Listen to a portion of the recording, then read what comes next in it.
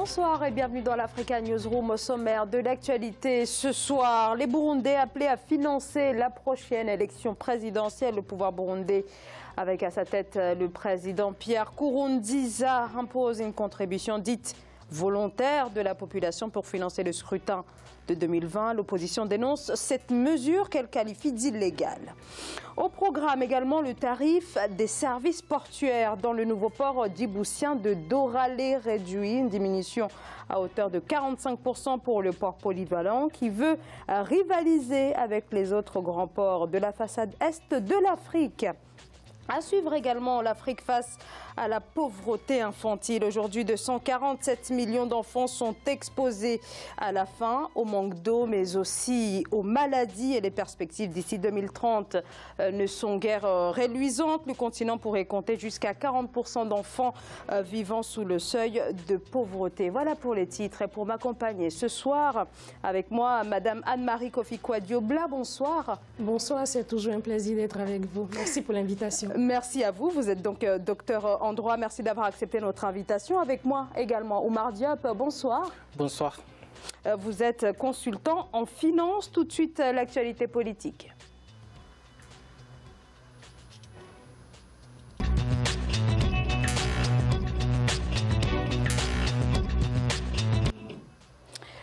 Bien que son troisième mandat très controversé ait fait basculer son pays dans la crise, le président Pierre Nkurunziza brigue un quatrième mandat. Il vient de lancer la campagne du référendum pour réviser la Constitution et pour financer la présidentielle de 2020. Le gouvernement impose une taxe à tous les Burundais en âge de voter. La société civile et les ONG crient au scandale. Et parmi ces organisations, l'OLUCOM, l'Observatoire de la lutte contre la corruption et les malversations économiques, on va écouter son président Gabriel Rufyiri. Comme c'est une mesure anticonstitutionnelle, nous nous concertons avec nos avocats pour porter plainte contre cette décision, que ce soit au Burundi ou dans d'autres juridictions compétentes à l'étranger, mais aussi comme la question du Burundi se trouve dans les mains de l'EAC, East African Community, nous sommes en train aussi de rédiger une correspondance à l'endroit du médiateur et du facilitateur pour s'indigner contre cette mesure, mais aussi nous avons déjà commencé à dire à la population que cette mesure est une mesure inconstitutionnelle et par voie de conséquence qu'elle ne peut pas en aucun cas payer son montant. Alors, Alfred Tchongo, notre éditorialiste, vient de nous rejoindre sur ce plateau. Bonsoir, Alfred. Merci, Zarao. Alors, Anne-Marie Kofi-Kouadio, un appel donc au Burundais à contribuer financièrement à cette élection présidentielle de 2020. Une élection qui pourrait bien, en raison de la candidature du président Pierre Nkurunziza, un quatrième mandat, aggraver la crise qui prévaut dans ce pays depuis près de 3 ans. Maintenant, avec cette mesure, est-ce que le pouvoir burundais va trop loin, comme le dénonce la société civile, mais aussi les ONG? Je pense qu'avant de me prononcer sur le caractère ou les conséquences de la décision du président, je voudrais je voulais faire l'historique c'est-à-dire comment il en est arrivé là. Il en est arrivé là, excusez-moi. D'abord, en 2000, il y a eu l'accord d'Arusha qui a permis de mettre fin à la guerre. Et cet accord prévoit non seulement mettre fin à la guerre, mais prévoit les modes de dévolution du pouvoir, c'est-à-dire pas plus de 10 ans au pouvoir. Monsieur le président Nkurunziza n'a pas respecté, vu qu'il a brigué un troisième mandat, il n'a pas respecté, comme on appelle, les accords d'Arusha. Donc de 2 mandats. De 2 mandats. Et on se rend compte que tout dernièrement, plus précisément le 24 octobre 2017, il y a eu un projet de révision constitutionnelle qui a eu lieu pendant un conseil des ministres. Donc, ce projet de révision constitutionnelle doit être validé par référendum et on attend les résultats de ce référendum. Mais déjà, les résultats du référendum ne seront pas du tout étonnants vu qu'il a toutes les manettes en main, vu qu'il décide, il a tout le monde il décide de tout ce qu'il veut. Il n'y a pas l'opposition et les ONG n'ont pas, et la société civile n'ont pas grand-chose à dire. Concernant la nature de cette contribution, moi je ne pourrais pas parler de contribution volontaire, mais c'est un impôt qui ne dit pas son nom, parce que on te dit quand c'est volontaire, c'est-à-dire tu le fais de façon délibérée, de façon volontaire. Mais à partir du moment où on te donne une directive, on te dit fais ci, si tu ne le fais pas, je vais venir chercher sur ton compte. À partir de ce moment, ce n'est plus une contribution. Et comme je le disais tout à l'heure en aparté, il y a eu une contribution volontaire à l'élection présidentielle en Côte d'Ivoire en 2000. Mais c'était dans un cadre très spécial, c'était des militaires qui étaient au pouvoir et ils ont déposé... il y avait une tribune qui était là, les gens venaient, ils donc déposaient, en Côte d'Ivoire. Oui, en Côte d'Ivoire, pendant la transition militaire, en vue de l'organisation de l'élection présidentielle de 2000. Il y a eu une contribution volontaire, même les enfants sont venus déposer des pièces et après, ils ont donné le... Avec Robert Guéhi? Oui, avec Robert Guéhi, pendant la transition militaire. Merci beaucoup. Et donc... après, ils ont donné le montant de cette contribution à la télé, dans les journaux. Mais je pense que si le Burundi est arrivé à ce point, c'est parce qu'il y a un problème de transparence dans, dans la gestion des deniers publics.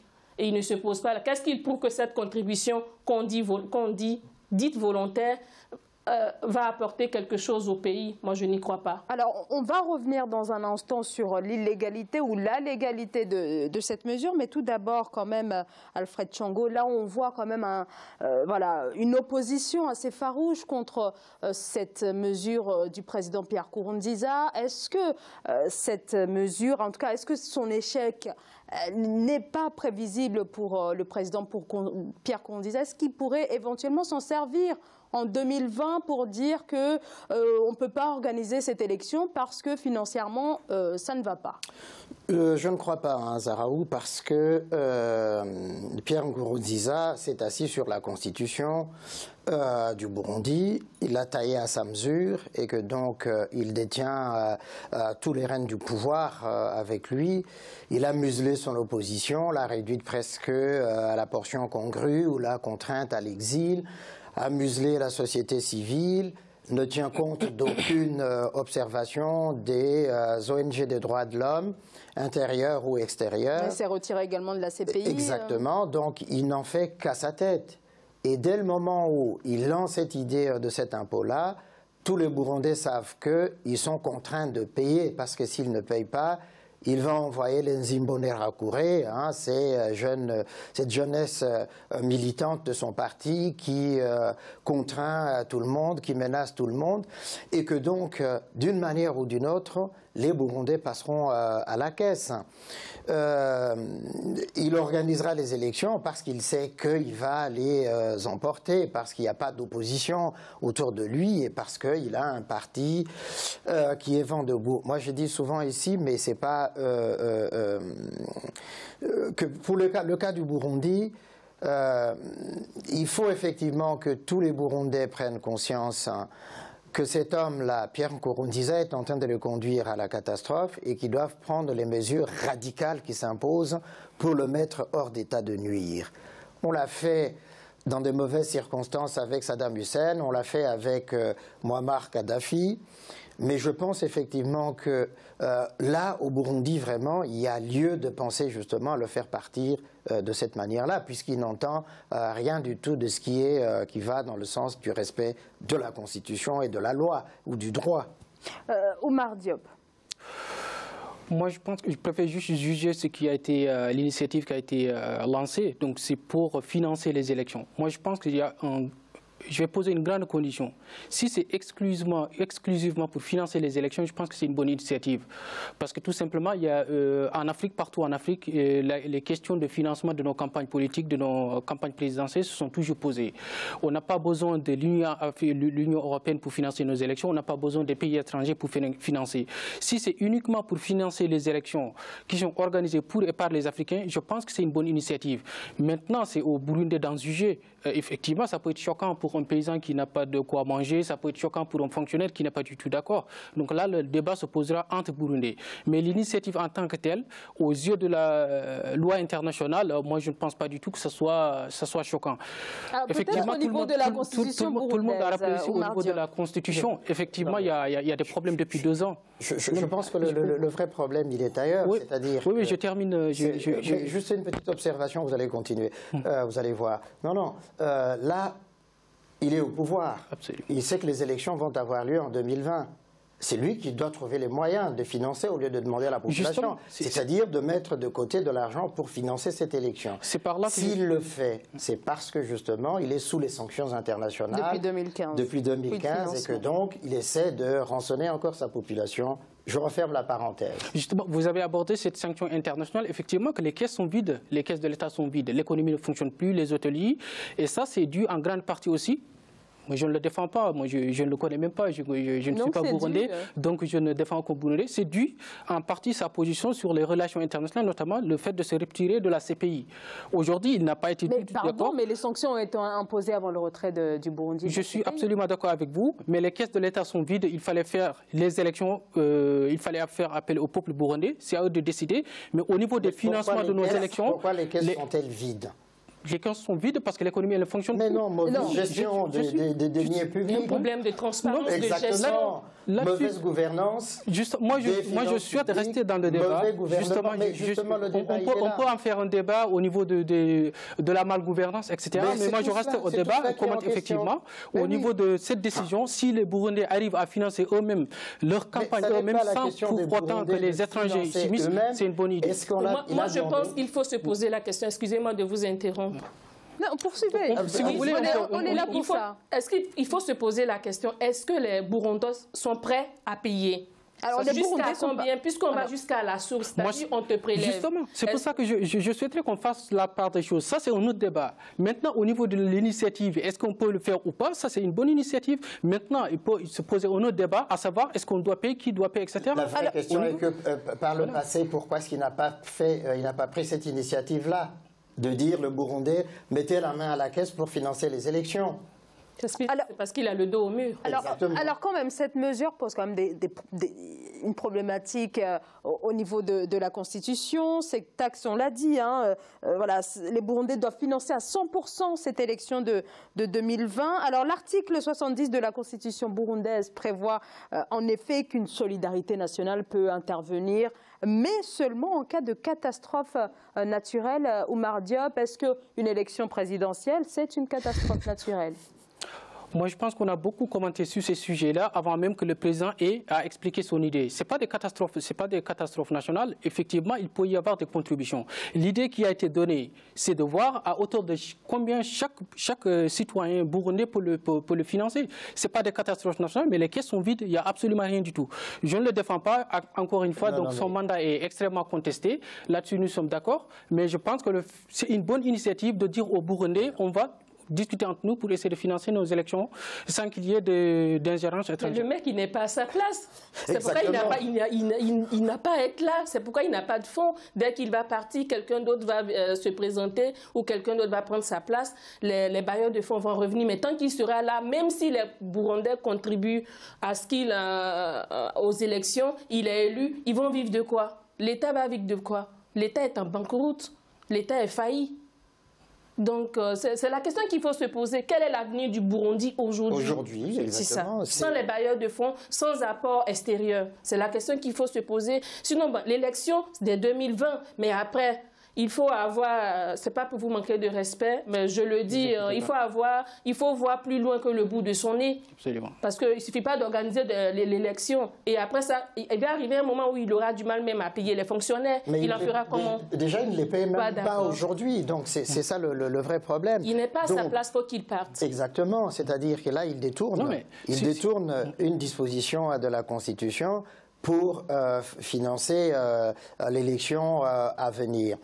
Mais il serait raisonnable que, mais comme il n'est pas raisonnable justement, et ça tout le monde l'a constaté, il est au fond dans cette fuite en avant à Pierre Nkurunziza, et il essaie de trouver des expédients au fond pour financer ce qui est infinançable.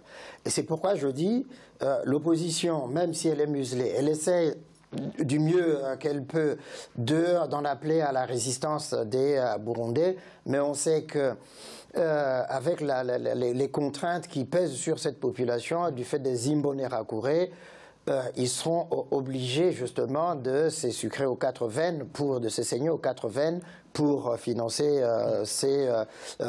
cette élection. Mais comment peuvent-ils financer quand on connaît la situation économique des Burundais, Oui, c'est exactement.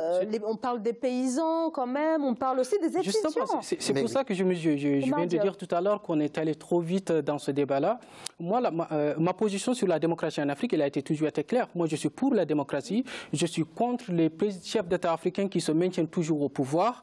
Je suis pour que le gouvernement du peuple par le peuple. Maintenant, ça c'est juste une idée qu'on a lancée, une initiative. Moi je dis très simplement que c'est une bonne initiative si les Africains arrivent à financer leur programme politique eux-mêmes. Il n'a pas dit qu'un paysan... Ça veut dire que le président Pierre Nkurunziza n'est pas, en tout cas occulte une certaine réalité de son pays, la réalité économique. Il le connaît très bien, c'est le président. Ce n'est même pas l'occultation de cela, Zahraoui. Le problème est celui-ci. Une bonne initiative ne tombe que dans une situation démocratique ou dans autre normale.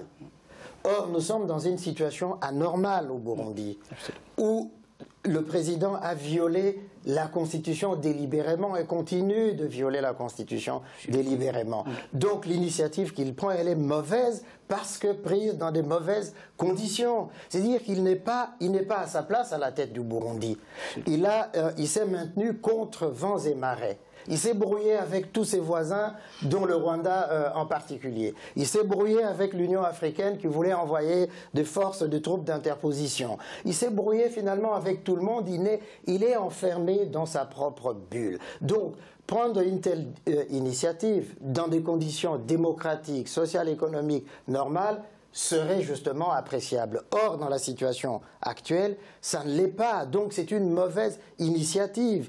Il n'a qu'à se réconcilier. Il y a une initiative qui a été lancée là par le médiateur de l'Union africaine pour mettre le gouvernement, le parti au pouvoir de Nkurunziza et l'opposition autour de la table. Mais il a boycotté cette initiative qui est dirigée par Kafando.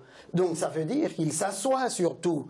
Par conséquent, l'initiative qu'il lance, elle est mauvaise. Si on posait cette question-là à tous les Burundais, de l'intérieur ou de l'extérieur, c'est la position qu'ils ont pratiquement tous et toutes. Anne-Marie. Mais moi, j'ai deux choses à ajouter, ni plus ni moins. Le problème, c'est que la contribution doit être, je veux dire, licite et légale si elle est volontaire, si les gens acceptent de leur propre gré de participer. On ne doit pas leur imposer ou aller chercher sur leur revenu. Ça, c'est de un. De deux, jusqu'où ce président va y aller. Il ne faudrait pas que ça serve de jurisprudence aussi dans d'autres pays africains, parce que ce qui se passe dans un pays a des retentissements. On parle de globalisation, on parle de mondialisation. Il ne faudrait pas que ça y ait des retentissements dans d'autres pays. Aujourd'hui, il demande à son peuple de l'aider, de contribuer à l'organisation de l'élection présidentielle.